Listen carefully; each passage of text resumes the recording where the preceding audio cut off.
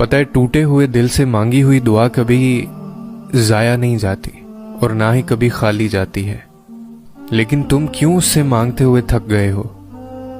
اور پتہ ہے اللہ پاک تمہاری زبان کو مانگنے کی ہمت کب دیتا ہے؟ وہ تمہاری زبان کو مانگنے کی ہمت تب دیتا ہے جب وہ تمہاری دعاؤں پہ راضی ہونا چاہتا ہے۔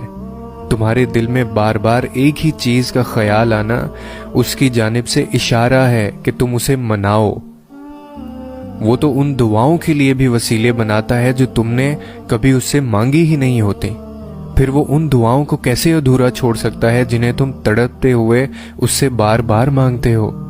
اس دیری سے مت گھبراؤ، بس اتنا یاد رکھو کہ جو کام اللہ کی رضا کے لیے کیا جائے وہ عبادت ہے، پھر چاہے وہ انتظار ہو، یقین ہو، صبر ہو یا دعا ہو۔ اور ٹوٹے ہوئے دل سے نکلی ہوئی صدا کبھی خالی نہیں جاتی، اور عبادت کا صلہ کبھی رائگاں نہیں جاتا۔ تو پھر یہ سب جانتے ہوئے بھی تم کیوں اس سے مانگتے ہوئے تھک گئے ہو؟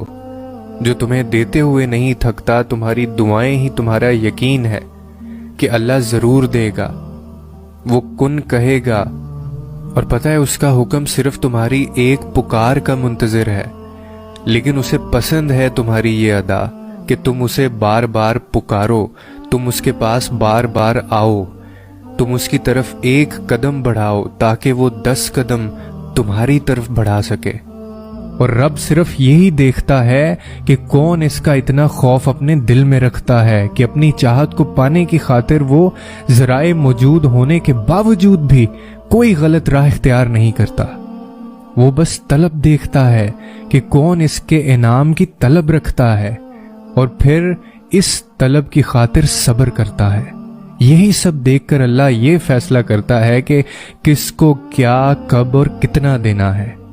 اور جو انسان اللہ کی اس آزمائش پر پورا اتر جاتا ہے، پھر وہ بے پناہ غموں اور تکلیفوں کے بعد بھی اللہ سے مانگنا نہیں چھوڑتا، تو پھر اللہ اسے غیب سے عطا کرتا ہے، پھر اللہ دیتا ہے۔ اور یاد رکھیں کہ جب اللہ دیتا ہے یا دینے پر آتا ہے تو پھر انسان کا دامن تنگ پڑ جاتا ہے، لیکن اللہ کی نعمتوں کی روانی نہیں رکتی۔